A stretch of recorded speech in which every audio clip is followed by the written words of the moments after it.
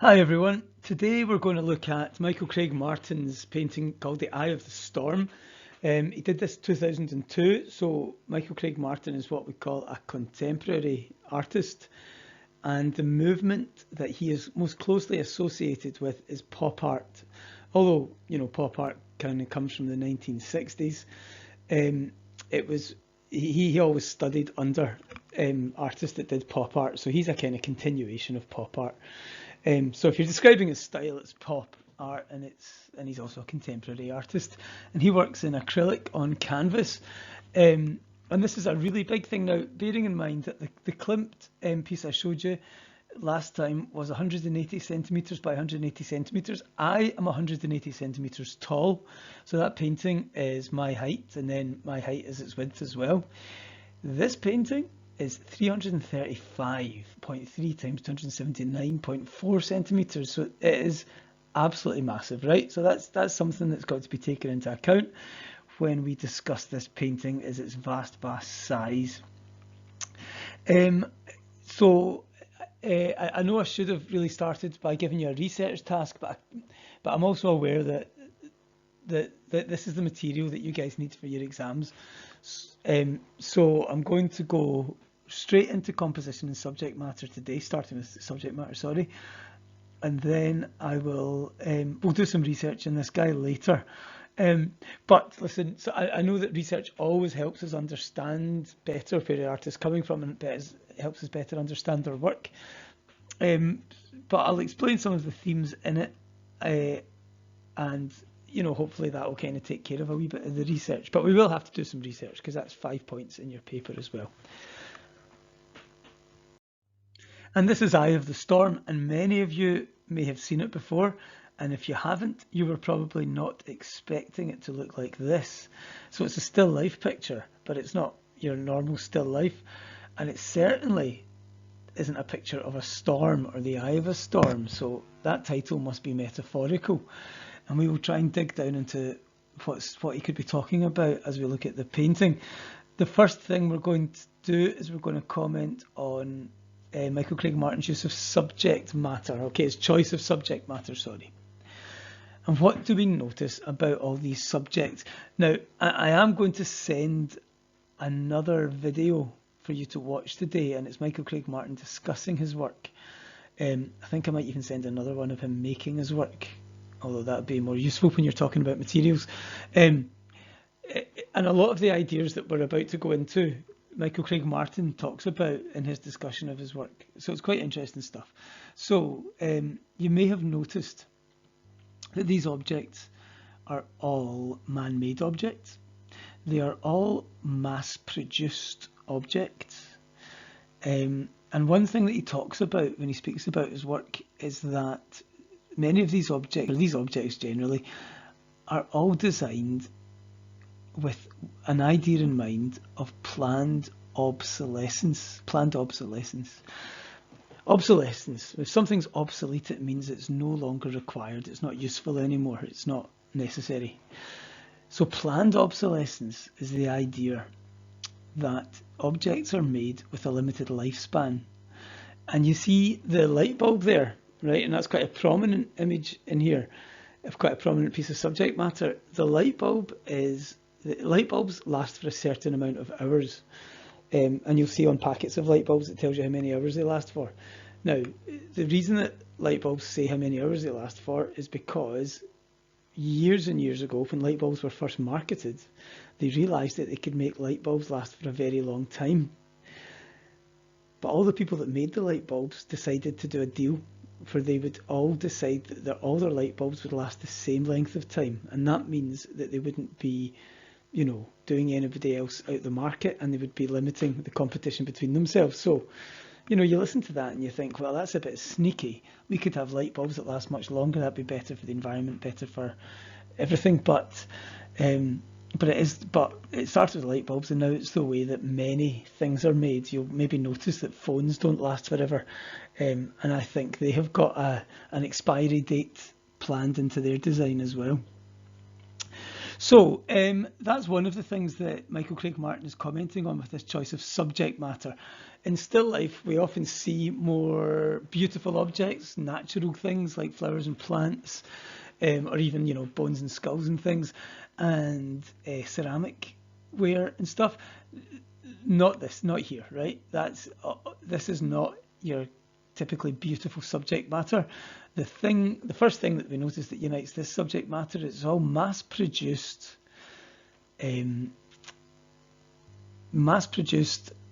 objects that are, you know, made with planned obsolescence in mind, throwaway objects. And this makes us reflect on our relationship to these objects and makes us think about the modern world.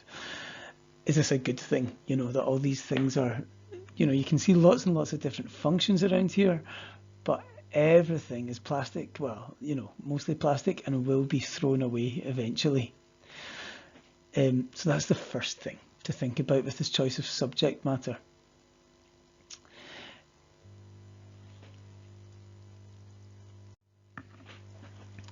The next thing to say is something I just touched on there, is the idea that they have such a broad variety of functions.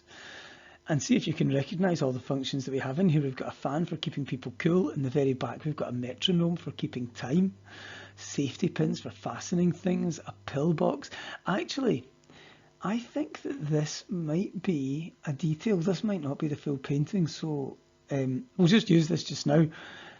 But I'm sure I've seen a version of this where you see pills spilling out of that pillbox that's sitting on top of the cassette tape.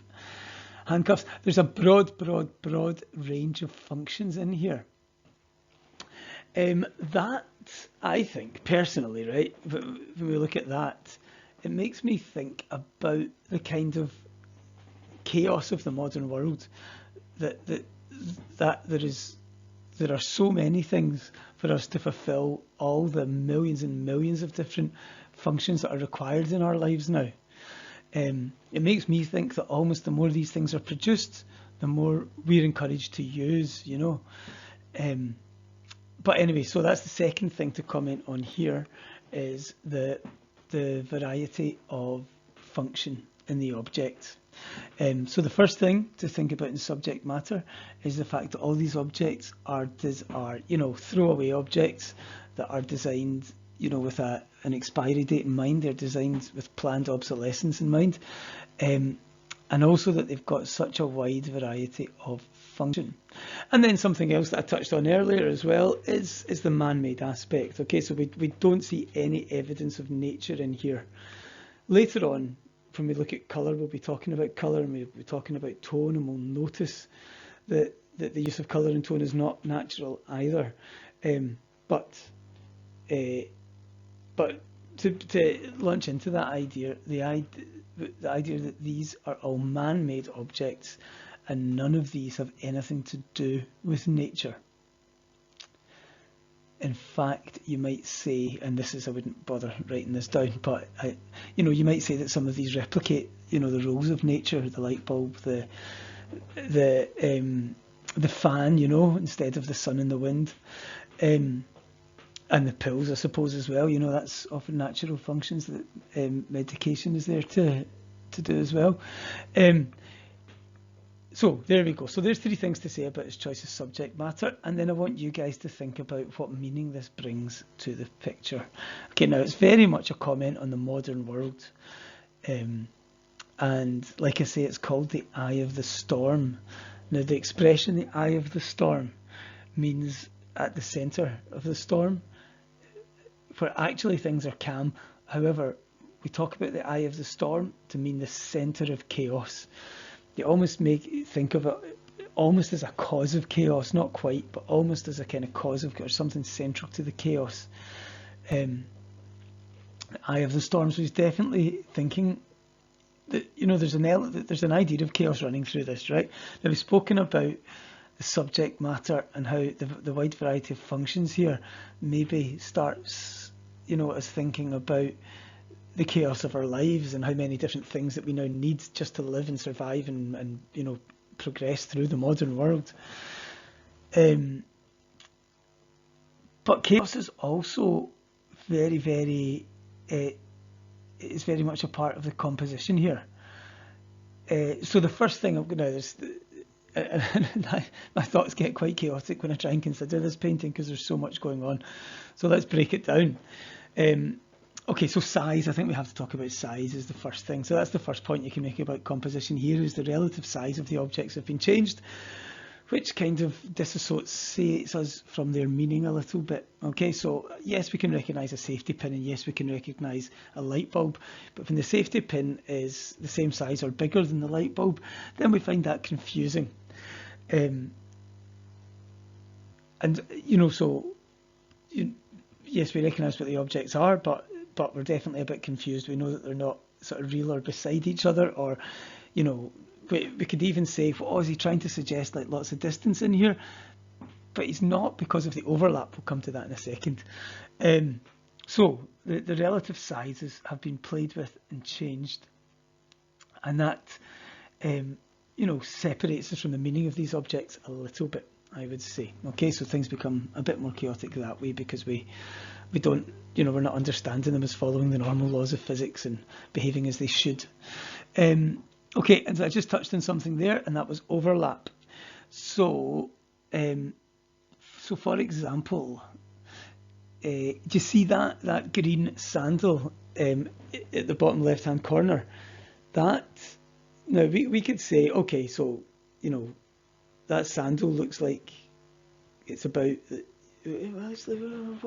Okay, so that sandal is massive in comparison to that garden fork thing, right? The rake guy there, the garden equipment.